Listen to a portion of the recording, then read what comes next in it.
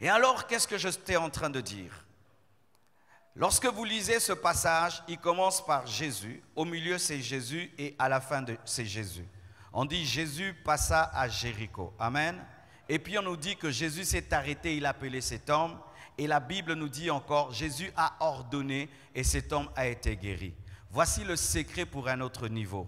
Tu dois avoir une vie christocentrique. Ta vie doit tourner autour de Jésus.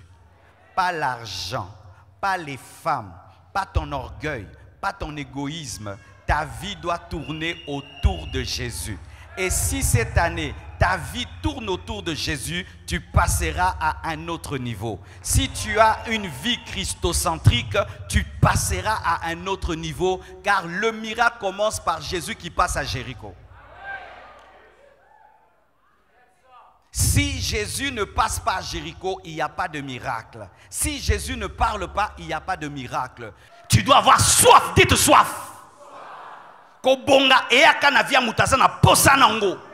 Réussir ne vient que dans la vie de celui qui est enragé.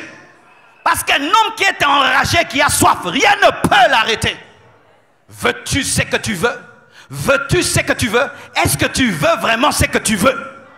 Est-ce que tu veux vraiment ce que tu veux? Est-ce que tu veux vraiment ce que tu veux? Est-ce que tu veux vraiment ce que tu veux? Est-ce que tu veux vraiment ce que tu veux? Je suis fils de David. Hey, pitié de moi. Pendant qu'il crie, Jésus, fils de David, écoutez, des gens qui vont bien, qui le calment. Comme ta grande sœur qui est mariée et qui a des bébés de Mapassa. Toi, tu es en train de pleurer dans ta chambre. Aucun homme ne te dit, tu es belle. Et te dit, toi, tu pries beaucoup. Toi, tu pries beaucoup. Hé, grande sœur, laisse-moi tranquille. Au bas là, laisse-moi tranquille. Laisse-moi tranquille. Toi, tu vois, moi, je ne vois pas.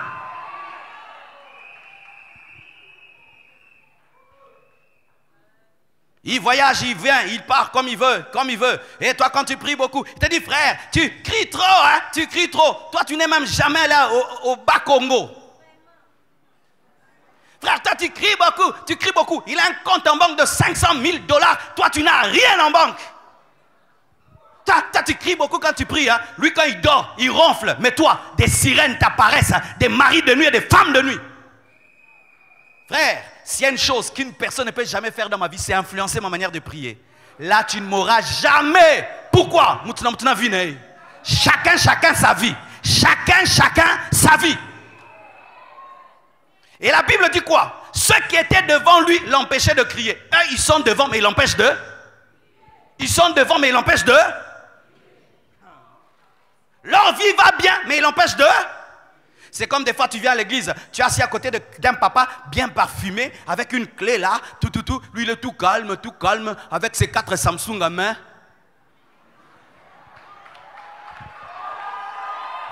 Et quand on dit, maintenant nous allons prier, tu regardes, ah je vais les gêner. Gêne-le, papa, gêne-le. Yagamashana, Jésus fils de David, aie pitié de moi. Toi, tu vas te priver de manger parce que les gens sont rassasiés. Tu vas te priver de boire parce que les gens n'ont pas soif. Tu vas te priver de prier parce que les gens ne prient pas.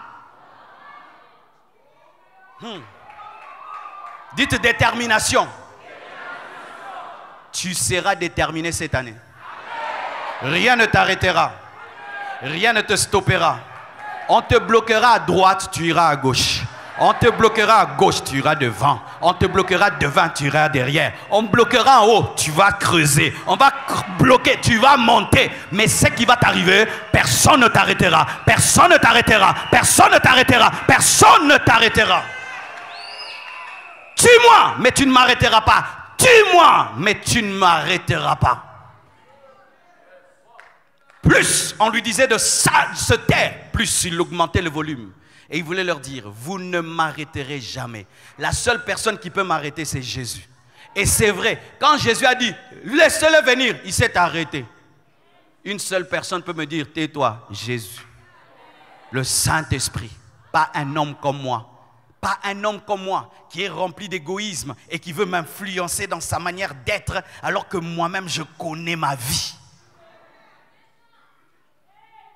Et quand maintenant Bartimée vient devant Jésus-Christ, la Bible nous dit qu'il a jeté son manteau. Dites le manteau.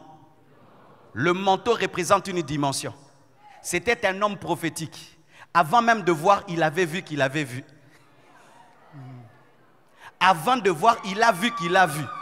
C'est pourquoi il a jeté le manteau dans lequel il gardait la nourriture du mendiant. Ainsi, il se sépara de son ancienne vie.